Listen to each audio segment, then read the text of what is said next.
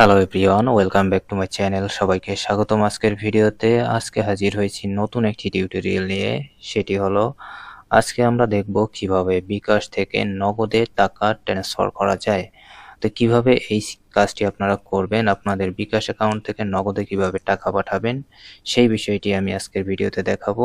আর ভিডিওটি শুরু করার আগে একটি কথা, যদি ভিডিওটি ভালো লেগে থাকে অবশ্যই একটি লাইক দিয়ে ভিডিওটিতে একটি কমেন্ট করে যাবেন। পরবর্তী ভিডিওতে আমি আপনাদেরকে দেখাবো কিভাবে নগদ থেকে বিকাশে টাকা ট্রান্সফার করবেন। চলুন তাহলে আমরা মূল ভিডিওতে ফিরে যাই। আমি এখানে প্রথমে আমার বিকাশ অ্যাকাউন্টটি লগ ইন করে নিচ্ছি। আপনারা প্রথমে আপনাদের বিকাশ অ্যাকাউন্ট লগ ইন করে নেবেন। আমি এখানে আমার বিকাশ অ্যাকাউন্টটি লগ ইন করে নিলাম, অ্যাপসটি এখানে লগ ইন করেছি। এখন এখান থেকে যে কাজটি করতে হবে, স্ক্রল করে একটু নিচের দিকে আমরা আসব। দেখেন আমি স্ক্রল করে নিচের দিকে আসব, নিচের দিকে এসে একদম নিচে চলে আসব। নিচে আসার পরে এইখানে আমরা দেখতে পাচ্ছি অন্য অন্য সেবা নামে একটি অপশন রয়েছে। এখানে লক্ষ্য করুন, এখানে অন্য অন্য সেবা নামে যে অপশনটি রয়েছে এইখান থেকে একটু স্ক্রল করে আমরা ডান দিকে চলে আসব। ডান দিকে আসার পরে এইখানে একটি অপশন আপনারা দেখতে পাচ্ছেন NPSB, এই অপশনটিতে আপনাদেরকে ক্লিক করতে হবে। তো আমি জাস্ট এখানে ক্লিক করে দিচ্ছি।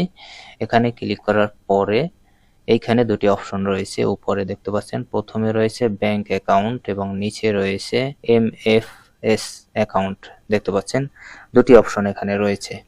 তো এখানে নিচে যে অপশনটি রয়েছে আমরা সেটাতে ক্লিক করব, MFS অ্যাকাউন্ট, এটার উপরে ক্লিক করব। দেখেন আমি এটার উপরে ক্লিক করে দিলাম। ক্লিক করে দেওয়ার পরে এখন এইখানে দেখাচ্ছে MFS অ্যাকাউন্ট যোগ করুন, এটার উপরে আপনাকে ক্লিক করতে হবে। এটার উপরে ক্লিক করার পরে এইখানে দেখতে পাচ্ছেন তিনটি অপশন রয়েছে। প্রথমে রয়েছে ট্যাব এবং দ্বিতীয়তে রয়েছে রকেট, তৃতীয় রয়েছে নগদ। এখন এইখান থেকে ধরুন আমি নগদে টাকা পাঠাবো, তো এই জন্য নগদের উপরে ক্লিক করে দিব। নগদের উপরে ক্লিক করার জন্য এখানে একটু কাজ করতে হবে, আপনার ফেসটা একটু ভেরিফাই করে নিতে হবে। এজন্য এই যে এখানে শুরু করুন, এখানেই এখানে ক্লিক করতে হবে। এখানে ক্লিক করার পরে আপনারা চেহারাটা যাচাই করে নেবেন। তো আমি এখানে ফেস ভেরিফিকেশনটি দিয়েছি, দেখতে পাচ্ছেন আপনার চেহারা যাচাই প্রক্রিয়াধীন। তো একটু সময় অপেক্ষা করতে হবে ফেস ভেরিফিকেশনটা হওয়ার জন্য। তো এখানে আমি অপেক্ষা করছি। দেখতে পাচ্ছেন এখানে আপনার চেহারা যাচাই সফল হয়েছে লেখাটি চলে এসেছে। এখন জাস্ট এখান থেকে এগিয়ে যান, যে অপশনটি রয়েছে এটার উপরে ক্লিক করব।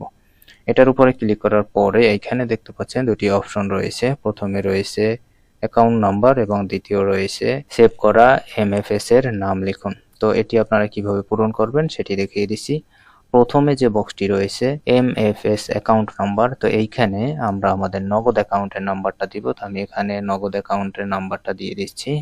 আপনারা আপনাদের নগদ অ্যাকাউন্টের নাম্বার দিবেন যে অ্যাকাউন্টে আপনারা টাকাটি পাঠাতে চাচ্ছেন। এরপরে দ্বিতীয় অপশনটিতে রয়েছে এখানে অ্যাকাউন্ট টাইটেল। তো অ্যাকাউন্ট টাইটেলের এখানে আপনি নামটা দিবেন, আপনার এই অ্যাকাউন্টের যে নামটা হতে পারে সেটা আপনি এখানে দিবেন। এটা আপনি যে কারো একটি নামেও দিতে পারেন, সমস্যা নেই। তো আমার যে নামটিতে রয়েছে আমি সেই নামটি এখানে দিয়ে দিচ্ছি। তো দেওয়ার পরে এখানে রয়েছে এগিয়ে যান, এগিয়ে যানের উপরে ক্লিক করব। ক্লিক করার পরে এখানে দেখতে পাচ্ছেন পিন নাম্বারটি দিতে হবে। এটা কিন্তু অবশ্যই আপনার বিকাশের পিন নাম্বার হবে, এটা কিন্তু বিকাশের পিন নাম্বার হবে, নগদের নয়। তো এখান থেকে পিন কনফার্ম করুন। ক্লিক করার পরে এইখানে ট্যাপ করে আমরা ধরে রাখবো। ধরে রাখার পরে দেখতে পাচ্ছেন এই যে নাম্বারটি রয়েছে এখন কিন্তু এটি অ্যাড হয়ে গিয়েছে। এখনো কিন্তু আমাদের কাজ শেষ হয়নি। তো এখন আমরা এখান থেকে হোমে ফ্রি যাই, এখানে ক্লিক করতে পারো, অথবা এইখানে দেখতে পাচ্ছেন এই MFS অ্যাকাউন্টের ব্যালেন্স ট্রান্সফার করুন, যে লেখাটি এখানে দেখতে পাচ্ছেন এইখানে ক্লিক করে আপনি সরাসরি কিন্তু চলে যেতে পারেন। তো আমি আপনাদেরকে একদম পুনরায় থেকেই দেখাচ্ছি কিভাবে কাজটা করবেন। এখান থেকে হোমে ফিরে যাই, এখানে চলে আসলাম।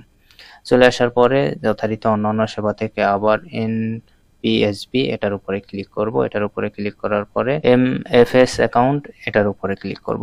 ক্লিক করার পরে দেখতে পাচ্ছেন এখানে যে এইমাত্র নাম্বারটি যোগ করেছি সেটা কিন্তু এখানে চলে এসেছে।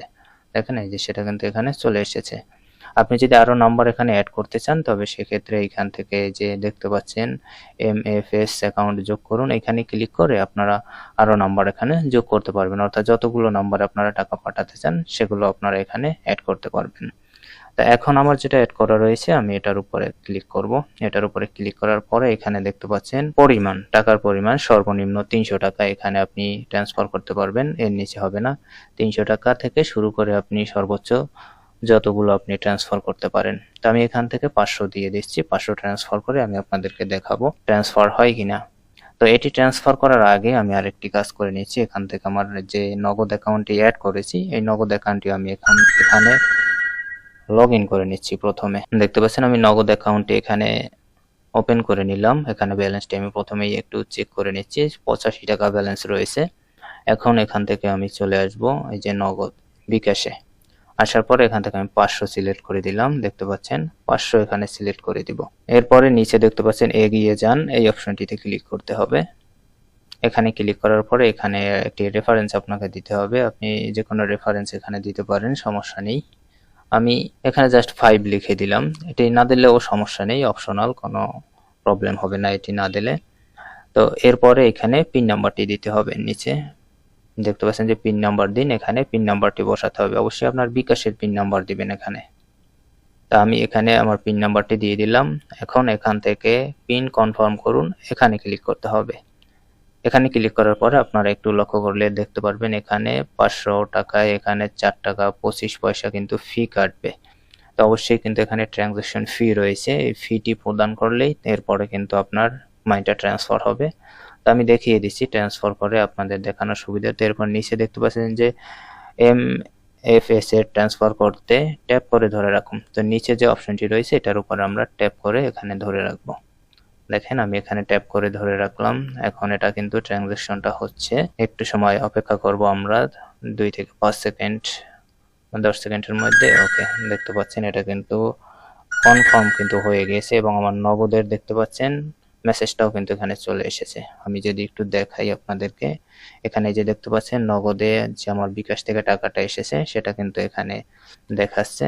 এই যে আমি এটাকে ওপেন করলাম, ওপেন করে এইখানে এই যে দেখতে পাচ্ছেন আমার যে 500 টাকা আমি করেছি সেটা কিন্তু এসেছে এবং ফর্ম দেখতে পাচ্ছেন এখানে বিকাশ থেকে এসেছে। আমার 500 টাকা ছিল, এখন 585 টাকা। তো এই ব্যালেন্সটি আমরা এখন অ্যাপসে গিয়ে চেক করব। অ্যাপসে গিয়ে আমরা দেখব যে এই যে আমি চলে আসলাম এখানে, তো মানি রিসিভের মেসেজটা এখানে চলে আসলো। এখান থেকে ব্যালেন্সটা দেখতে পাচ্ছি 585। এটা দেখার জন্য এইখানে ট্রানজাকশন যে লেনদেন অপশনটা রয়েছে লেনদেনের উপরে ক্লিক করব। লেনদেনের উপরে ক্লিক করলে এখানে একদম উপরেই আপনারা ট্রানজাকশনটি দেখতে পাচ্ছেন। এই যে দেখতে পাচ্ছেন 500 টাকা। তো এখানে ক্লিক করলে জাস্ট এখানে আমরা আমাদের ট্রানজাকশনটা সবকিছু এখানে দেখতে পারবো, কোন অ্যাকাউন্ট থেকে এসেছে, বিকাশ থেকে এসেছে না রকেট থেকে এসেছে। তো সমস্ত বিষয়গুলো কিন্তু এখানে দেওয়া রয়েছে। তো ভিডিওটি কেমন লাগলো অবশ্যই আপনারা একটু কমেন্ট করে জানাবেন। আর নেক্সট ভিডিওতে আমি দেখাবো কিভাবে নগদ থেকে আপনি আবার বিকাশে টাকা ট্রান্সফার করবেন, সেটাও আমি আপনাদেরকে দেখিয়ে দেব। তো সেই ভিডিওটি যদি চান আজকের ভিডিওটিতে অবশ্যই একটি কমেন্ট করে যাবেন আর ভিডিওটিতে একটি লাইক দিয়ে যাবেন। কথা হবে পরবর্তী ভিডিওতে। সে পর্যন্ত সবাই ভালো থাকবেন, সুস্থ থাকবেন। আল্লাহ হাফেজ।